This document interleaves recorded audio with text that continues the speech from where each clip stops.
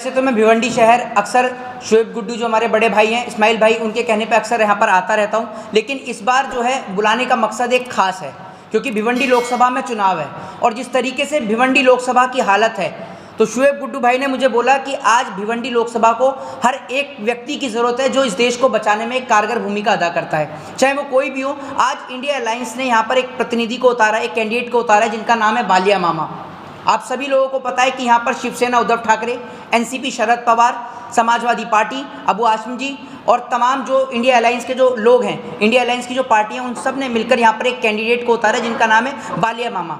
और सबसे पहले मैं आपको बता दूं कि बालिया मामा का जो चुनाव चिन्ह है वो एक आदमी है, वो जो तुतारी बजा रहा है, वो बालिया मामा का चुनाव चिन्ह है, यानी एनसीपी शरद पवार का चुनाव चिन्ह है। तो सबसे पहले तो मैं लोगों से निवेदन करना चाहता हूँ कि अधिक से अधिक तुतारी, यानी जो आदमी जो तुतारी बजा रहा है उस बटन को आप दबाएं। 2 नंबर उनका बटन है, उस 2 नंबर बटन को दबाएं और बालिया मामा को भारी मतों से विजयी बनाएं। दूसरी बात यह है कि मैं आपसे क्यों कह रहा हूं कि बालिया मामा को आप जीत दिलाएं। आप सभी लोग जानते हैं कि यहाँ से 2 बार से सांसद हैं कपिल पाटिल, सही बोला ना मैंने, कपिल पाटिल यहाँ से 2 बार से सांसद हैं और आपको बता दूं सेंटर में राज्य मंत्री भी हैं। लेकिन उसके बावजूद भी आप ये देखिए कि यहाँ पर इतनी बुरी हालत है कि यहाँ पर लोगों के पास में अच्छा परिवहन नहीं है, अच्छे स्कूल नहीं है, अच्छे कॉलेज नहीं है। भिवंडी लोकसभा जो कि इतनी बड़ी लोकसभा है, यहाँ के बच्चों को पढ़ने के लिए मुंबई के अंदर जाना पड़ रहा है, नवी मुंबई जाना पड़ रहा है या अन्य शहर जाना पड़ रहा है। यहाँ पर अगर किसी व्यक्ति की हालत खराब हो जाए तो यहाँ पर एक ही हॉस्पिटल है, आईजीएम, उसके अलावा कोई और हॉस्पिटल नहीं है। मतलब आधे लोगों की जान तो सिर्फ और सिर्फ एम्बुलेंस में चली जाती है। तो ऐसे आदमी को चुनने का क्या फ़ायदा जो आदमी एक बेहतर स्कूल नहीं बना पाया, एक बेहतर अस्पताल नहीं बना पाया। सिर्फ और सिर्फ अगर उसने विकास किया है तो सिर्फ और सिर्फ अपना विकास किया है। और मैं दावे से कह सकता हूं कि अगर कपिल पाटिल के यहाँ पर रेड हो जाए तो भिवंडी से सारा लूटा हुआ पैसा इनके और इनके साथियों के घर पर ही मिलेगा, ये मैं दावे के साथ आपसे कह सकता हूं जी। टोरेंट पावर को लेकर आपने, देखिए टोरेंट पावर को लेकर मैं आपको बता दूं, मैं दिल्ली से आया हूं। दिल्ली के अंदर भी बिजली के रेट इतने हाई नहीं है, 200 यूनिट तो बिजली फ्री है लोगों को। लेकिन जब यहाँ आकर देखता हूँ तो लोगों के सामने 2 समस्या खड़ी हो जाती हैं कि बच्चों का पेट भरें या बिजली का बिल भरें। अगर बिजली का बिल नहीं भरेंगे तो घर में लाइट नहीं आएगी, लाइट नहीं आएगी तो बच्चे पढ़ नहीं पाएंगे, और बच्चे पढ़ नहीं पाएंगे तो डॉक्टर, इंजीनियर और एडवोकेट नहीं बन पाएंगे। इनके नेताओं की तरह अनपढ़, जाहिल और गवार ही रह जाएंगे। तो इसलिए एक बाप ये चाहता है कि अगर मैंने रिक्शा चलाया तो मेरा बेटा रिक्शा ना चलाए, मेरी बेटी रिक्शा ना चलाए, वो डॉक्टर बने, इंजीनियर बने, एडवोकेट बने। इसीलिए वो अपने बच्चों को पढ़ाता है। एक तो यहाँ पर कोई बेहतर स्कूल नहीं है, कोई अस्पताल नहीं है, कोई शिक्षा के संस्थान नहीं है, कोई बड़ा कॉलेज नहीं है, कोई मेडिकल कॉलेज नहीं है। आप तो भिवंडी लोकसभा के पत्रकार हैं, मैं आपसे पूछना चाहता हूं कि आपने कोई भिवंडी लोकसभा में कोई बड़ा मेडिकल कॉलेज देखा? बताइए आप मुझे। बच्चियों को यहाँ से सुबह सुबह निकल कर जाना होता है और कई किलोमीटर दूर जाकर बच्चियाँ पढ़ने जाती हैं, और जब यहाँ पर शाम को वापस आती हैं तो घर तो ऐसे हैं कि जहाँ पर बिजली है ही नहीं, क्योंकि इतना वो अफोर्ड नहीं कर पाते हैं कि बिजली का बिल भर पाएँ। उनकी स्थिति खराब है। दूसरी बात ये कि भारतीय जनता पार्टी जिस हिंदुत्व के नाम पर पूरे देश में वोट मांग रही है, और वो कपिल पाटिल जो जिस हिंदुत्व के नाम पर वोट मांग रहा है, मैं कपिल पाटिल से पूछना चाहता हूं कि आप भी गाय को माता बोलते हैं, लेकिन आप गाय को सिर्फ माता बोलते हैं और हम गाय को माता मानते हैं। मैं पूछना चाहता हूं कि जिन्होंने गौ माता को काटा, जिन्होंने उनका बीफ बेचा, उसी कंपनी से आपने 250 करोड़ रुपए की फंडिंग ली है इलेक्ट्रल बॉन्ड के नाम पर। उस पर आप क्या कहेंगे? ये जो इलेक्ट्रिसिटी कंपनी है, इससे भी आपने इलेक्ट्रल बॉन्ड के नाम पर चंदा लिया। तो चंदा लेने वाले आपको और हमें लुटवाने का काम कर रहे हैं और कुछ नहीं कर रहे। और जिस ये राम की बात करते हैं, मैं आपको एक बात बता दूं, राम के नहीं, ये कुर्सी के पुजारी हैं, और कुर्सी की लगी बीजेपी को बीमारी है, और इस बीमारी के चलते साम दाम दंड भेद की नीति को अपनाती है। इसको कोई फर्क नहीं है। मैं पूछना चाहता हूं कि भिवंडी की लोकसभा में इतने तमाम मेरे हिंदू भाई हैं, मुस्लिम भाई हैं, सिख भाई हैं, ईसाई भाई हैं, एससी, एसटी, ओबीसी, माइनॉरिटी, आदिवासी, हर यहाँ पर तबके का लोग है। मैं पूछना चाहता हूँ कि क्या उनको फ़ायदा मिला? क्या फ़ायदा मिला? आज जो लड़ाई है, ये लड़ाई जो है मैं अपने आपसी मतभेद को भुलाकर ये देश को बचाने की लड़ाई है। और मैं कहना चाहता हूँ कि हम लोगों का मतभेद अलग हो सकता है, मैं ये आपसे कहना चाहता हूँ, लेकिन आज हमें अपने मतभेद को भुलाकर इस देश को बचाने के लिए, जब हमारे इंडिया अलायंस के बड़े बड़े नेता, चाहे फिर वो माननीय श्री शरद पवार जी हों, चाहे फिर वो श्री उद्धव ठाकरे जी हों, चाहे फिर वो अबू हाशिम जी हों, अखिलेश यादव जी हों, अरविंद केजरीवाल जी हों, तमाम जितने भी गठबंधन के लोग हैं, जब वो आज वो एक साथ आ गए तो हम लोग क्यों नहीं एक साथ आ रहे? आज हम लोगों को एक साथ आना होगा। और मेरे बड़े भाई शुएब गुड्डू जी ने आज इसीलिए इस प्रेस कॉन्फ्रेंस को रखाया है कि हम सबको अपने आपसी मतभेद को भूलकर बालिया मामा को जीत दिलानी है, और कपिल पाटिल जो पिछले 10 साल से इस महाराष्ट्र को, भिवंडी लोकसभा को लूटने का काम कर रहा है, हमें उसे अपने घर भिजवाने का काम करना है। और मैं बालिया मामा से पूछना चाहता हूं कि कपिल पाटिल को कैसे भिजवाएंगे? यहाँ बेहतर ट्रांसपोर्ट तो है नहीं, यहाँ पर एक ही स्टेशन है कल्याण। आप ये देखिए कि जो यूपी के, बिहार के, जो तमाम लेके जो लोग हैं वो यहाँ पर कितनी उनको असुविधा होती है। यहाँ पर सुबह सुबह जो लोग काम करने के लिए जाते हैं, चाहे वो नवी मुंबई जाए, वाशी जाएं, उनको कितनी तकलीफ का सामना करना पड़ता है। हमारी बेटियाँ, हमारी बहनें कई कई घंटे इंतज़ार करती हैं। जब मेरी मुलाकात बालिया मामा से हुई तो उनकी आँख में आंसू थे, और उनकी आँख में आंसू सिर्फ इस बात को लेकर थे, उन्होंने कहा कि जब मैंने पहले चुनाव लड़ा तो उसके बाद मैंने सोचा कि अब मैं चुनाव शायद नहीं लड़ूंगा, लेकिन जब मैंने मणिपुर की घटना होते हुए देखी, महिलाओं को निर्वस्त्र होते हुए देखा, तो मैंने फैसला लिया, निर्णय लिया कि मैं इस देश की राजनीति को बदलूंगा, महाराष्ट्र भिवंडी की राजनीति को बदलूंगा। और ये भिवंडी की बेटियां नहीं, ये मेरी बेटी हैं, और अगर मेरी बेटी के ऊपर आंच आएगी तो बालिया मामा चुप नहीं रहेगा। बालिया मामा हर तरीके से अपने देश की, अपनी भिवंडी लोकसभा की बेटियों को बचाने के लिए हर तरीके का प्रयास करेगा। और ये बालिया मामा की जो सोच है, एक बहुत अच्छी सोच है। दूसरी बात ये कि उन्होंने हर समय भिवंडी में खड़े रहे, भिवंडी के लोगों के साथ खड़े रहे। तो आज हम लोगों का फर्ज बनता है कि हमारे पास एक ही राइट है, वोट का राइट। वो संवैधानिक अधिकार, उस संवैधानिक अधिकार का प्रयोग करते हुए इस भिवंडी लोकसभा को लूटने वालों को आपको और हमें मुंह तोड़ जवाब देना होगा। और मैं दावे के साथ कहता हूँ कि साल 2007 में यहाँ पर टोरंटो कंपनी आई थी, जिसको आपको सभी को पता है कि एनसीपी यानी शरद पवार जी और कांग्रेस, ये दोनों मिलकर लेकर आए थे। और उस वक्त पर भिवंडी शहर की हालत ऐसी थी कि ट्रांसफार्मर ब्लास्ट कर जाता था, कई लोगों की जान चली जाती थी, इतनी बुरी हालत थी, लाइट घंटों घंटों नहीं आती थी। तो उसको बेहतर करने के लिए यहाँ पर इस कंपनी को लेके आया गया था, लेकिन जिसको रिन्यूअल करने का काम आज भारतीय जनता पार्टी ने करा है। लेकिन मैं एक बात दावे के साथ कहता हूँ कि अब ये रिन्यूअल दोबारा नहीं हो पाएगा। अगर बालिया मामा जीते तो जनता के बीच में उस टोरंटो कंपनी का एग्रीमेंट फाड़ेंगे और जनता को इस लुटेरी, इस डाकू बिजली कंपनी से निजात दिलाएंगे। मैं दावे के साथ कहता हूँ। कई सालों से आप जो है जी, कई सालों से आप बीजेपी के खिलाफ या तो मोदी सरकार के खिलाफ बोल रहे हैं, और आपके साथ में बहुत सारे लोग हैं जो कि हर बार जो आवाज़ उठाते हैं, लेकिन उसके बावजूद देखा जा रहा है कि बीजेपी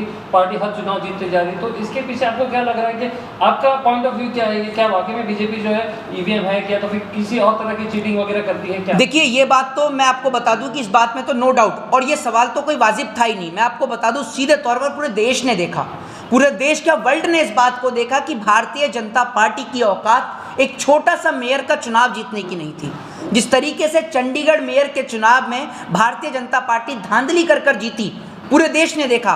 और शायद अगर इस देश में सुप्रीम कोर्ट नहीं होता तो भारतीय जनता पार्टी वहां पर भी जीत जाती।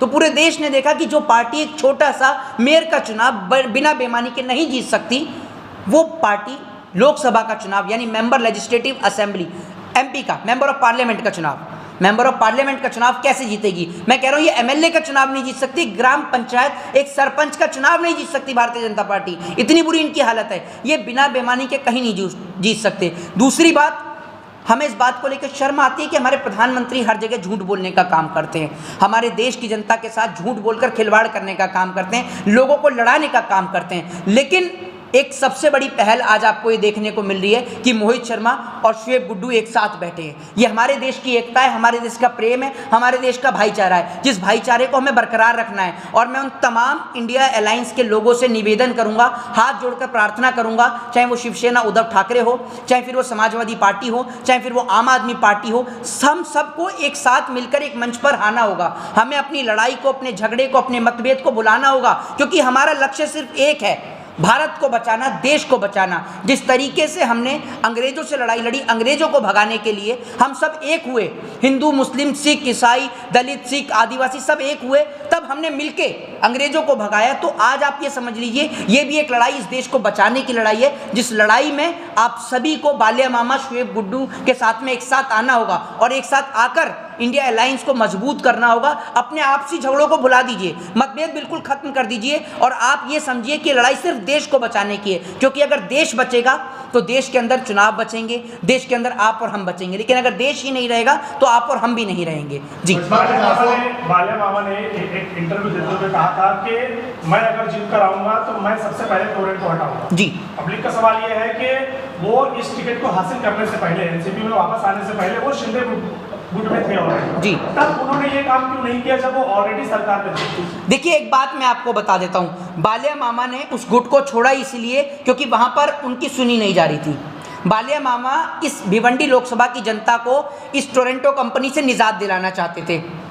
जब उनको लगा कि वो उनकी बात को नहीं सुन रहे हैं और उनकी बात को सुनने के लिए शरद पवार जी तैयार हैं, क्योंकि शरद पवार जी एक ऐसे नेता हैं जो जनता के बीच हमेशा तत्पर रहते हैं, खड़े रहते हैं। आज शरद पवार जी की कितनी उम्र हो गई, लेकिन तब भी जनता के साथ कंधे से कंधा मिलाकर खड़े, और इसीलिए बालिया मामा ने डिसीजन लिया कि वो शरद पवार जी यानी इंडिया अलायंस के साथ मिलकर चुनाव लड़ेंगे और इस भिवंडी की लोकसभा की जनता को टोरंटो कंपनी से निजात दिलाएंगे। ये भाजपा का जो 400 पार है, ये कितना जी कामयाब है? 400 पार, देखिए एक बात बता दूं, जैसे गली मोहल्ले में कुर्सी बेचने वाला आता है ना, वो चिल्लाता है कुर्सी को लेकर कि कुर्सी ले लो, 400 रुपये की कुर्सी, 400 की कुर्सी, वो 400 की कुर्सी को 150-200 रुपये में देके चला जाता है। वही हालत बीजेपी की होने वाली है।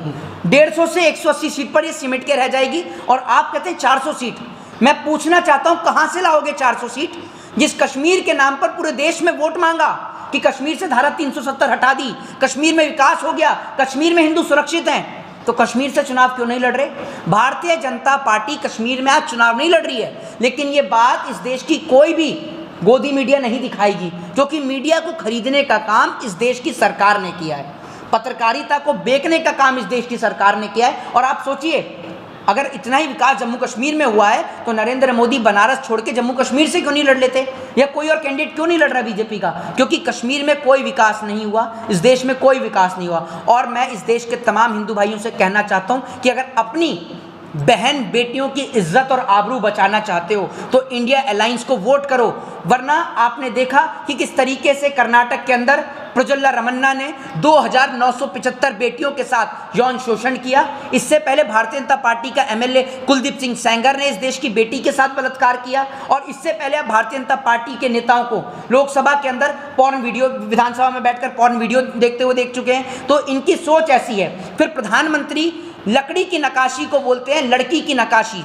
बेटी बचाओ बेटी पढ़ाओ को बोलते हैं बेटी बचाओ बेटी पटाओ, ये इनकी सोच है। और वहीं जो हमारे इंडिया अलायंस के जो नेता हैं वो बेटियों के हाथ में लैपटॉप थमाने का काम करते हैं, उनको पढ़ाने और लिखाने का काम करते हैं। तो इंडिया अलायंस की सोच इस देश में प्यार मोहब्बत बांटने की है, देश को ऊपर ले जाने की है, देश के नौजवानों को सरकारी नौकरी देने की है, महिलाओं को उनका हक और अधिकार देने की है।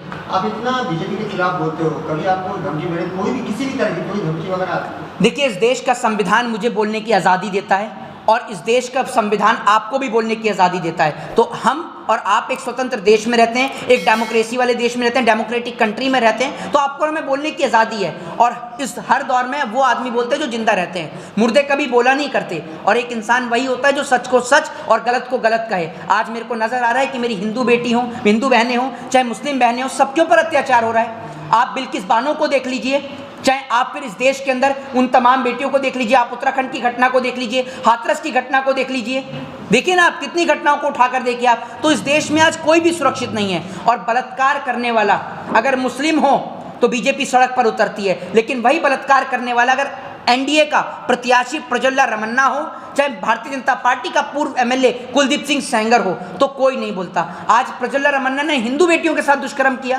कुलदीप सिंह सेंगर ने हिंदू बेटी के साथ दुष्कर्म किया, लेकिन कोई बीजेपी का नेता बोलने को तैयार नहीं है, सबके सब चुप है। हमारी देश की बहन बेटियों को हमें बचाना है और इसीलिए इंडिया अलायंस को वोट देना है। कपिल पाटिल का ऐसा कहना है कि यहाँ पर जिसने श्री राम लल्ला को लाया, जनता उसे लाएगी। देखिए, एक बात मैं आपको बता दूं, इस देश में अगर कल को कोई आपसे कहने लगे कि आप अपने पिताजी को लेकर आए हैं, तो क्या आप मान लेंगे? आप में से कोई ऐसा है जो अपने पिताजी को लेकर आया है? नहीं ना, आपके पिताजी आपको इस दुनिया में लेकर आए हैं। तो इस देश में किसी की इतनी औकात नहीं कि कोई राम को ला सके। राम आपको और मुझे लेकर आए हैं। कौन लेकर आएगा राम को? और राम क्या कहीं खो गए थे? भैया, राम राज्य, मैं दावे के साथ कहता हूं कि आप बालिया मामा को जिताइए। कैसा होता है राम राज्य, वो आपको बालिया मामा भिवंडी लोकसभा में दिखाएंगे, जहां बेटियां सुरक्षित होंगी, बहन बेटियां सुरक्षित होंगी और रात को सड़कों पर निकलेंगी। हर एक नागरिक खुश होगा, हर एक नागरिक खुशहाली से होगा, कहीं नफरत नहीं होगी। हमारे आदिवासी भाई, हमारे यादव भाई, हमारे ओबीसी भाई, एससी एसटी ओबीसी माइनॉरिटी मुस्लिम सब एक साथ मिलजुल कर कंधे से कंधा मिलाकर रहेंगे। और आप सभी लोगों को तो पता है कि जब कोविड का समय आया तो बालिया मामा ने लोगों की मदद करने का काम किया। तो आज बालिया मामा आपसे सिर्फ ये कह रहे हैं कि मुझे आपसे कुछ नहीं चाहिए, मेरे पास सब कुछ है और मैं अपना सब कुछ आप पे कुर्बान करने आया हूं, सिर्फ आपसे आपका एक वोट लेने के लिए आया हूं। तो आप अपना एक कीमती वोट देकर मुझे भारी मतों से विजयी बनाएं, ताकि मैं दिल्ली की लोकसभा में जाकर भिवंडी की आवाज को बुलंद कर सकूं। आज से पहले कोई नेता, कपिल पाटिल 10 साल से यहां पर मेंबर ऑफ पार्लियामेंट है, कभी देखा है कि भिवंडी की आवाज को लोकसभा में उठाते हुए आपको नजर आए? कभी भिवंडी का टॉपिक आपने लोकसभा में वायरल होते हुए देखा है? बिल्कुल नहीं देखा होगा। लेकिन अगर बालिया मामा जैसा नेता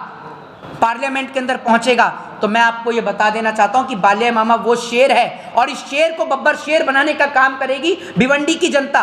और भिवंडी लोकसभा की जनता जब इस शेर को बब्बर शेर बनाकर पार्लियामेंट में भेजेगी तो यह बब्बर शेर इतनी तेजी से दहाड़ेगा कि इस देश के अंदर जो इलेक्ट्रल बॉन्ड के नाम पर चंदा लेने वाली चंदा चोर कंपनियां हैं और टोरंटो के नाम पर लूटने वाली बिजली कंपनियां हैं, इन सब की जबानें बंद हो जाएंगी और ये सब देश को छोड़ने को मजबूर हो जाएंगी। इंडिया अलायंस और राहुल गांधी के कॉन्फिडेंस को आप किस तरह देखते हैं? देखिए, ये इंडिया अलायंस राहुल गांधी, शरद पवार जी, अरविंद केजरीवाल जी, अबू हाशिम जी, अखिलेश यादव जी का कॉन्फिडेंस नहीं, ये कॉन्फिडेंस इस देश की जनता का है, भारत देश की जनता का है, जिन्होंने उनके कॉन्फिडेंस को, हौसले को बुलंद करने का काम किया है और आज भारतीय जनता पार्टी को मुंह तोड़ जवाब देने का काम किया है। और ये हौसला जीत तक बुलंद रहेगा, हर टाइम बुलंद रहेगा। शुक्रिया, जय हिंद। एनएसआईटी एजुकेशन सेंटर में 10वीं और 12वीं के ट्यूशन के लिए एडमिशन की शुरुआत हो चुकी है। आपको बता दें कि एनएसआईटी एजुकेशन सेंटर शहर की काफी पसंदीदा क्लासेस में से एक है। एनएसआईटी एजुकेशन सेंटर जिसका रिजल्ट हमेशा 100% रहा है। पिछले साल भिवंडी शहर के 4 बड़ी स्कूलों के टॉपर्स के बच्चे इसी कोचिंग क्लासेस के थे। एनएसआईटी एजुकेशन सेंटर में कंप्यूटर के कई अलग अलग कोर्स भी सिखाए जाते हैं। इस कोचिंग क्लासेस में कमजोर बच्चों को अलग से पढ़ाया जाता है। इस कोचिंग क्लास में well qualified teachers and staff है। सिक्योरिटी के लिए यहाँ पर सीसीटीवी कैमरे के अलावा बायोमेट्रिक अटेंडेंस भी होती है। हमारा पता है NSIT education centre, first floor, above axis bank ATM, आसार होटल, दरगाह रोड, भिवंडी। इस कोचिंग क्लास की भिवंडी शहर में कोई दूसरी ब्रांच नहीं है। एक्सप्रेस न्यूज हिंदी पर वीडियो देखने के लिए करें लाइक, शेयर और सब्सक्राइब। बेल आइकन दबाना ना भूलें।